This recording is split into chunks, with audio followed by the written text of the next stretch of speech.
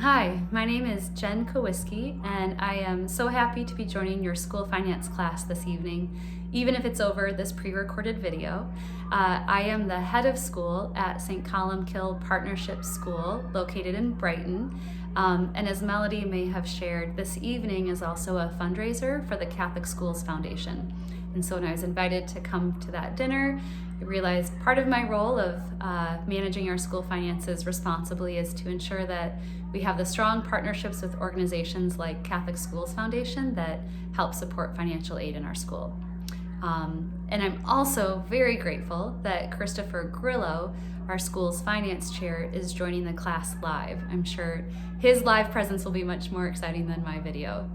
But I'm happy to share my experience as a school leader and how we manage our financial resources and allocate them as responsibly as we can. And really the bulk of the conversation will be just how essential Christopher is in his role as our school finance chair. So just a little bit more about my background. It might be similar to many of you. I started my career in education as a classroom teacher. And so for about 20 years, I taught first in primary grades, then intermediate, and then middle school. So I've had a taste of everything from first grade through 8th grade. However, it was only in becoming an assistant principal that I first started looking at our school's financial statements. It's the first time I heard of a P&L, what a profit and loss statement is. And the first time that I understood our school actually had a whole committee that would meet each month to review the school's finances. And so again, so grateful that Chris and his team at our school finance committee gives of their time and talents to support our school. So just in general, why does a school leader need a finance committee? The first might be an obvious one. Like many of you, I did not major in finance or accounting, and that is not where my strengths lie. I can walk into a classroom and see good instructional practices. I can help coach teachers in understanding how to use assessment tools and have plans for how to improve curriculum and instruction. However, looking at a balance sheet or a financial statement can leave me with more questions than answers at times. And really, I should say, as I first started looking at financial statements, I didn't even know what are the questions that I should be asking. And so I think back to some of the first finance committee meetings I sat on as an assistant principal. I listened a lot, and I listened to what are the questions that the finance committee was asking. And now I know to ask the question, where do we see variances in our budget from month to month? And what is the driving factor behind those variances? Is it something as simple as this is a month with 3 payroll periods and that will get evened out over the next few months? Or is there something unexpected happening that we need to address and account for? I would also say the second wonderful benefit of having a strong financial committee on a school board, especially a chairperson like Chris, is those individuals help to take focus sometimes from the day-to-day to the bigger picture. So for example, each week I review invoices and sign checks, and I might be looking at our heating bill and thinking, oh my gosh, this is a really expensive bill to pay in this month of January. Or I can't believe we just spent a few $100s on a toilet issue in our middle school bathroom. But the finance committee helps take a bigger picture view and see, are there any trends in our expenditures? Because of course in the winter, we will be spending more on heating. And it's not unusual for a school building that's over 120 years old to have some facility repairs from time to time. So the finance committee helps me to see the big picture in terms of our expenditures when from day to day, I'm looking at some of the details. All right, so a few more, just I think going through what I'd say are some bullet points of how does a finance chairperson like Chris support the work of our school. Each month we have a finance director on staff who is responsible for payroll as well as some budgeting, and he prepares our monthly financial statements. He sends those out and then our finance committee reviews them. In my school in Chicago, where I worked as an assistant principal, our finance committee met every month to review those monthly financial statements. At my school here now in Boston, we meet as a finance committee once a quarter and review the financial statements that have come out during that quarter. It is really helpful to sit with others who are not immersed as employees of the school, but instead serve on our finance committee to look for the variances from month to month, quarter to quarter, to understand, are there certain trends that we should be preparing for and addressing, or are the variances something that can be explained either with some timing or perhaps an unusual donation or a bonus that we weren't predicting. Another thing that those quarterly meetings, or back in Chicago for me, monthly meetings, really helped me do is to keep me accountable. So I know someone in class asked the question of how does a busy school leader balance all of the competing priorities? So time in classrooms, meeting with parents. And I will say it's almost like having a coach. Like I think about if I were to hire a fitness coach, it's not that I don't know how to get out and run, it's I need someone keeping me to that appointed run time. And so having the finance committee keeps me accountable for reviewing those financial statements ahead of our meetings, thinking through what are the questions that I have, and then also thinking through, are there any concerns that I want our committee to address? Another really important role that Chris plays for our school is he prepares the financial update for our entire board that meets. So our board of trustees is our version of a school board, and they meet quarterly. And so Chris reviews the statements that our finance director prepares, reviews those statements with our committee, and then provides the committee update for our full board. He's responsible for leading the discussions, and so it's really important that he has an understanding of what's been going on in terms of our financial health and our spending. Another role that Chris plays at our school is that he participates in our annual financial audit. Now I have to say, before I came to St. Columbkill, I had not been in a Catholic school that participated in an annual audit. And so this was a whole other reason I'm grateful to have a finance committee. I did not know what to expect or what a financial audit of a school entailed. The schools that I've been a part of would submit their budgets and financial statements to the Archdiocese, and the Archdiocese as a whole was audited. Here at St. Columbkill, we hire an accounting firm to create and provide us with an annual audit, and then that audited financial statement, which I know Chris is going to review with you shortly, is something that we can share with foundations and other donors to show that we are good stewards of our finances. Another really important role that Chris plays is he leads our finance committee in a discussion regarding tuition rates. So as the school leader, I am not responsible for determining what our tuition will be from year to year. Instead, that is voted on by our school board, but not all members of our school board are well-versed in school finance. And so it's really important that our finance committee has a robust discussion of what tuition will be most effective, balancing the needs of our school along with the needs of our families and not wanting to increase tuition too much, yet make sure that we have the revenue that's appropriate to meet the needs of our students and staff. Another really important role that Chris and our finance committee plays is to ask questions, both strategic and operational, that I may not think of as a school leader. So I understand in previous classes, you've reviewed some of the federal funds, say title funds.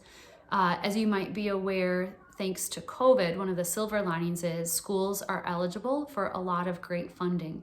And so a question that came up during a board discussion recently was, what would our financial health look like if we were to remove all of that COVID relief revenue? Would we still be in a sound financial position? And again, thanks to our board thinking strategically, some days I think, especially during some of the more stressful COVID weeks, I'm able to think day to day, maybe week to week, but our board is looking ahead year by year and knowing that some of that COVID relief funding will be going away shortly. What position will we be in when that's taken out? And then ultimately, I would say our finance chair and finance committee as a whole really helped to form me in my leadership in terms of financial management of our school. There are still some finance terms that I am learning. Depreciation is one. I want to go to Chris's finance class whenever I can to learn more about depreciation and how that's accounted for in a school budget. But again, looking to form me as a school leader who is better able to not just manage school finances, but really think strategically and plan for the future. And so I'm just looking off to the side because I had a few other questions shared with me. So I want to make sure that I'm addressing some of the questions raised. So one of the questions was in the context of a parochial Catholic school model with enrollment, say 300 or less, how can we, let's see, I'm just taking a peek over, how can we avoid falling into debt or end the year with a bit of excess funding to roll over to the following year? So I'm actually going to take a little sidestep on that question and just point out another reason that I'm so grateful as a school leader to have a finance committee. I had come from a parish school model, and in my parish school in Chicago, when we hit midnight, June 30th, any excess funds we had to be turned over to the parish. And so I had gotten used to, I had taken the lead on much of the school finances in my role as assistant principal. And so I was really focused on how do we spend down any of our excess or excess revenue through the months of April, May, and June so that we could get as close to a zero balance as possible on June 30th. And then I came to St. Columkill and learned we are not turning over what's in our savings account on June 30th. And so that really led to a whole other way of thinking strategically. So rather than how can we maximize that extra cash in our bank account in the spring into summer months, now thinking if we have any extra cash, how are we investing that responsibly? All right, so getting back to the question, how do we avoid falling into debt and possibly have a little bit of extra? I think one thing that I've worked on with our finance director, especially during these very interesting years of COVID, and it felt like we had no idea what might happen to enrollment, was budgeting conservatively. So for example, with our enrollment figures, having budgeted enrollment, which really then informs what do we project as tuition income, that was reasonable, not too low, but not what I actually thought it would be, with the goal always getting above what's in our budget for our enrollment. Another part of that, and again, it might be in consultation with your finance director, you might already understand that some of the major expenditure lines in a school budget will be regarding salaries as well as additional compensation like benefits. And so I've been conservative with finance directors in terms of how many employees do we project taking health benefits. And ultimately that would lead to a little bit of cushioning in case we did some extra spending in other areas. So those are two strategies to help ensure that we didn't go into debt, but would perhaps have a little bit of excess at the end of the year. I appreciate another question about how do we make decisions about resource allocation to ensure that we're meeting the needs of our students. And that really gets to the question earlier. I see the two biggest drivers of how are we spending money is financial aid and teacher salaries. And by putting a lot of our financial resources into financial aid, we are living out our commitment. That's part of our mission statement, that we are committed to educating students of all backgrounds. And then by looking to see how can we provide a just compensation to our teachers, that's ensuring that we have a high quality staff providing excellent instruction for our teachers. A couple of other questions I'm seeing include that someone rightly acknowledges that many school leaders have a limited financial background, and yet we are still required to manage, maintain, and improve a school budget. And a question is, how much Or is it too much to ask a school parent with financial background or a board member to oversee and give guidance on day-to-day decisions? So when I was in my school in Chicago, our finance committee member was a parent who was also a skilled accountant. I would not ask her for advice necessarily on how to spend the money, but instead look to her to see where in the budget were we projecting those variances, especially a positive variance where we'd have extra money to spend. And then I would work with both teachers as well as colleagues at other schools to develop priorities of how could we spend that money. So I always had a list like of technology, looking to see curricular projects. So for example, one year I had researched a STEM lab that I wanted to implement in our school. And this goes back to the other question too. I was being conservative in budgeting, thinking it would take us 2 years to raise enough money to build out that STEM lab. Had a wonderful blessing of more money donated in that first year than expected. And so we were able to build the STEM lab and have it ready within one summer of building it and getting the curriculum rather than 2 school years. And then that leads me to one other question that I saw. How can we raise money for our teachers, especially when we're working really hard to balance a budget? Or what are some creative ways that I've seen schools do so?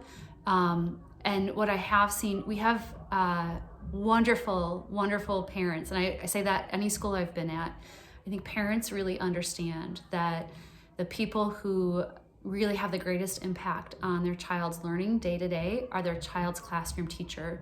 And so both at St. Columkill Partnership School and the other Catholic schools I've been a part of, we do a Christmas bonus fund, and we have fundraisers dedicated to providing a bonus to teachers. And it's amazing. I shouldn't say it's amazing. It's really predictable that parents love their children's teachers, and any opportunity they have to give a thanks to their teachers, they do that.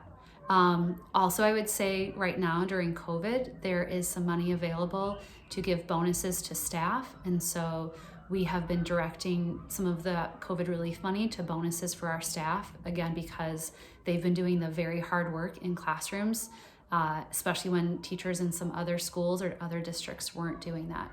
All right, and I think I'm gonna have time for one more question, and I'm seeing one about, in my opinion, what is an appropriate level of transparency around budget allocations and budget decisions between school leaders and teachers?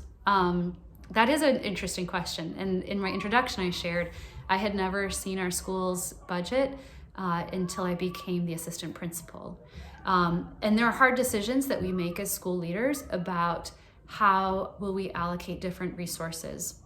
So I will say that I don't print out copies of our school budget and share it with our teachers. I think it requires having a big picture or a full picture of how does money get spent. I remember as a classroom teacher thinking, how do we have money to spend on this new piece of technology? But my principal told me we didn't have money to give more of a raise, or that we're restricted in how much we're allowed to spend on teacher salaries.